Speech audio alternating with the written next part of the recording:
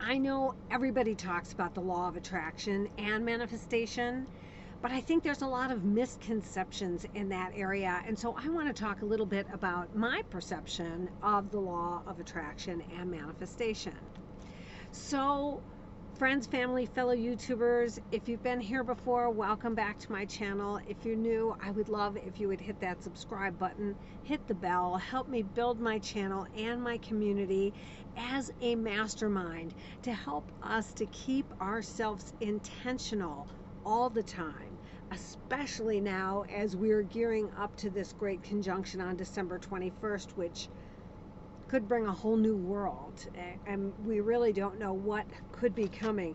This is the one time that I think something celestial might really happen.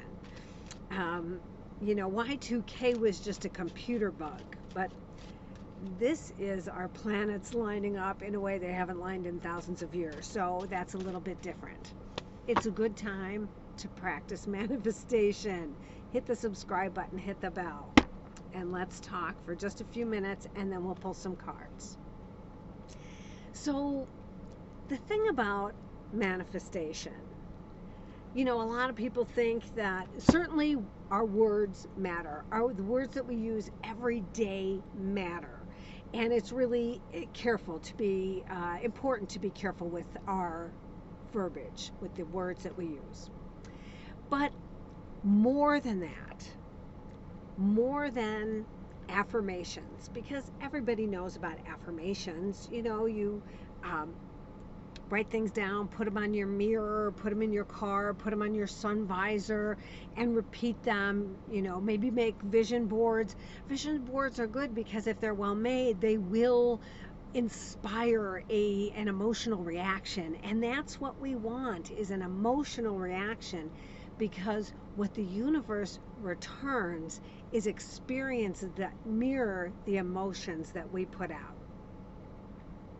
So myself, for years I was an accountant, and it was not easy managing other people's money because they want to blame you, the person recording and reporting, for their lack of sales and overspending.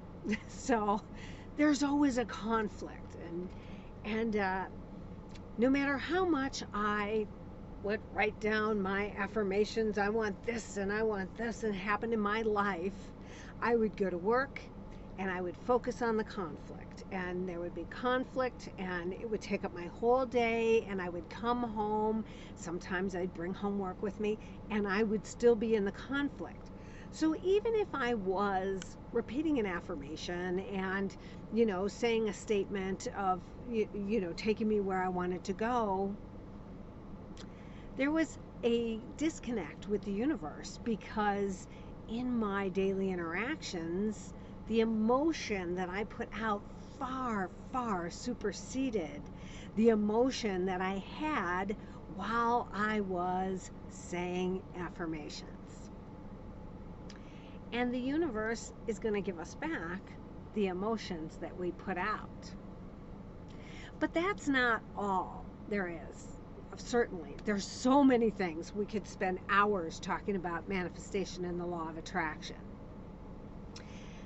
Different people have different life paths, and certainly we all have free choice, we all have free will, but maybe some of us are supposed to come into our purpose later in life, and nobody can tell you that's not so. It could be that some people have to go through a little more pain than others until they reach that pivotal place.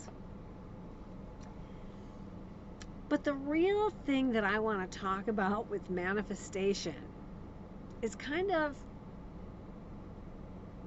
I had to stop myself because I was going to say something YouTube doesn't like. Not the best. The fact is, there is no magic in the magic. We still have to do the work. So the magic comes in inspired thoughts, in inspired meetings with people, in taking action on inspiration. So the fact is, in order for us to manifest, it's not just enough to have a definite main purpose statement like in Napoleon Hill Think and Grow Rich, or to have affirmations written and vision boards, because the fact is we actually have to take steps. Oh, somebody came and asked me if I wanted to do this job, whatever, a gig. I don't know. I suppose I'm free. There's some inspired thing. You don't know who you're going to meet there, and how that's going to connect, and how that's going to take you to the next place. Or there's something that you are inspired to do. Whether it's, I always say drawing or cooking or whatever your inspiration is, something comes to you, an ad comes across your desk. Well, these days, that's kind of an algorithm, but that's a whole nother story. It's up to us to follow up on the inspired coincidences that happen in life in order to make the manifestation real. That is, we have to focus. We have to focus our thoughts. We have to put our intention. And as we focus and put our intention, we put emotion into that focus, and the universe returns. That's how. But the universe might bring a person. The universe might bring an email that you had to open. Whatever it is, we have to be aware of the things around us and our feelings, our gut feelings about the things. Should I do that? Something doesn't feel right. Don't do it. Maybe that's not the way to go. I'm not sure, but I want to go this way and I'm not sure why. Well, take that way and wonder if there's some connection to be made. So that's really what I wanted to say about manifestation is we have to do the work. There is magic in the universe, and we do create with our thoughts. But we often have to take the steps to get there, just the same. So let's have a few cards for this week coming up. Things that we might want to look at in our own lives.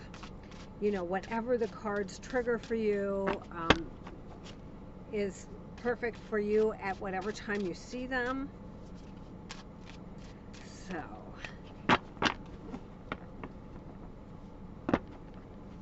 let's see, we're sticking. There we go. Let's see what the cards have. On the bottom of the deck, the Seven of Cups. The Seven of Cups is a card of choice. And I like to talk about this because the Seven of Cups, as I was talking about manifestation and following that inspired action, the Seven of Cups, while it's often a card of confusion and, too many choices, not knowing which way to turn, I often think of it as take a step, pick a cup, any cup to start with, because you can always then turn to a different cup if something doesn't go right. Dyslexia there. So just start, take a step. We can always change our path. Just because we take a step doesn't mean we're committed to that step. As I've said before, Tony Robbins says success isn't in achieving a goal, success is in the steps we take in order to get there. And the Six of Pentacles, I often think of this as a card of balance, yeah, and there's the scales of balance. The Six of Pentacles is a card of charity, a card of give and take. It's a card of knowing that energy is reciprocal and that we want to make sure that we are in the full flow of the energy, that if we are giving, that we are also in the place of receiving, and if we're receiving, that we are also giving. I guess that's obvious. So the Six of Pentacles, a good thing for us to think about, is there any place that we are not in balance that we need to consider You know, a lot of times it's about our own value and knowing our own value and recognizing that what we give is energy and that it deserves energy in return. Manifestation.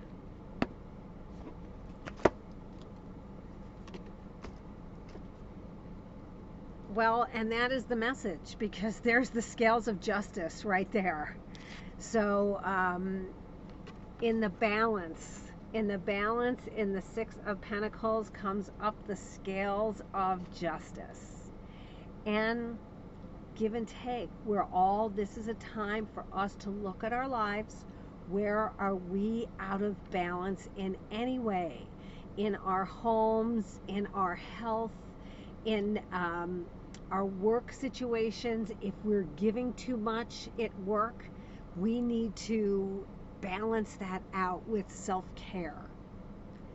So the scales of justice, I often say this is a card of what we put into a project is what we're going to get out of it. If anybody has any legal issues, this would be a time to maybe get those cleaned up before this December 21st conjunction. Certainly with that scales of justice card, be a good week to get that stuff taken care of. And I'm going to leave it at that because those two cards go together perfectly. Let's think about how we're manifesting, what we're manifesting. Are we seeing the inspired coincidences, and are we taking the actions to get us to the place that we want to go? It's sometimes a little disappointing to find out we have to do the work, but that's life here on earth. Take care. Be well.